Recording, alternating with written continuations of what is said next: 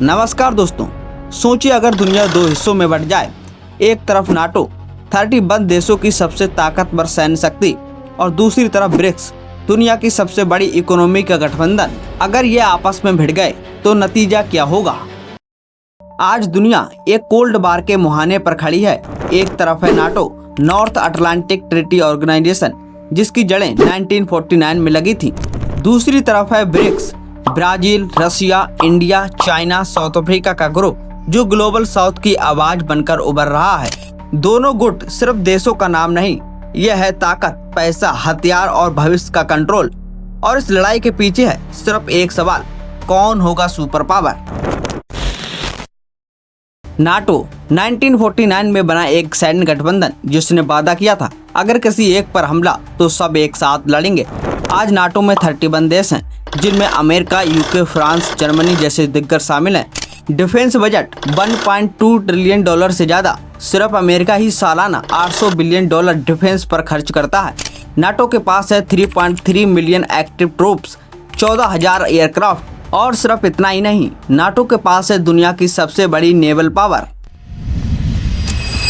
दूसरी तरफ ब्रिक्स, जिसकी शुरुआत हुई थी 2009 में, उस वक्त इसे कोई सीरियसली नहीं लेता था।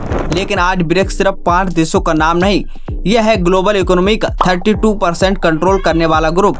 ब्रिक्स ने एक नया बैंक बनाया, न्यू डेवलपमेंट बैंक, और अब बात हो रही है अपनी करेंसी लाने की, ताकि डॉलर की बादशाहत खत्म हो। सोचिए अगर ये हो गया तो ग्लोबल ट्रेड का पूरा गेम ही बदल जाएगा।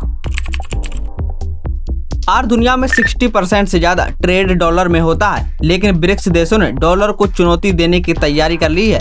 अगर ब्रिक्स ने अपनी करेंसी लॉन्च कर दी तो मिडिल ईस्ट से अफ्रीका तक डॉलर की डिपेंडेंसी घट जाएगी। यानी अमेरिका की सबसे बड़ी ताकत, उसकी करेंसी खतरे में पड़ सकती है, और यही है इस लड़ाई की सबसे बड़ी वजह है।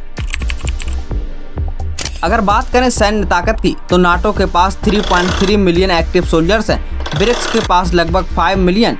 लेकिन फर्क यह है, नाटो एक यूनाइटेड कमांड के तहत काम करता है, जबकि ब्रिक्स के पास ऐसा कोई सैन्य गठबंधन नहीं है।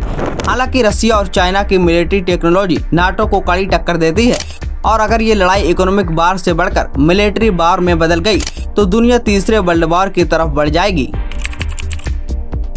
नाटो का सपोर्ट है जापान, साउथ कोरिया जैसे देशों का, और वहीं ब्रिक्स के पास ओपेक देशों का तेल, अफ्रीका के रिसोर्सेज और एशिया की human power.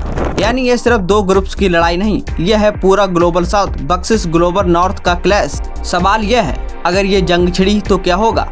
Nuclear weapons, cyber attacks, oil blockade, food crisis, क्योंकि अब युद्ध सिर्फ मैदान में नहीं होगा, अब युद्ध होगा डाटा पर, इकोनॉमी पर, टेक्नोलॉजी पर। और अगर ये हुआ तो नतीजा सिर्फ एक होगा, नो विनर ओनली डिस्ट्रक्शन। अब दुनिया दो हिस्सों में बट चुकी है। सवाल यह है, आप किस तरफ हैं, नाटो या ब्रिक्स। कमेंट करके बताइए कौन जीतेगा ये जंग।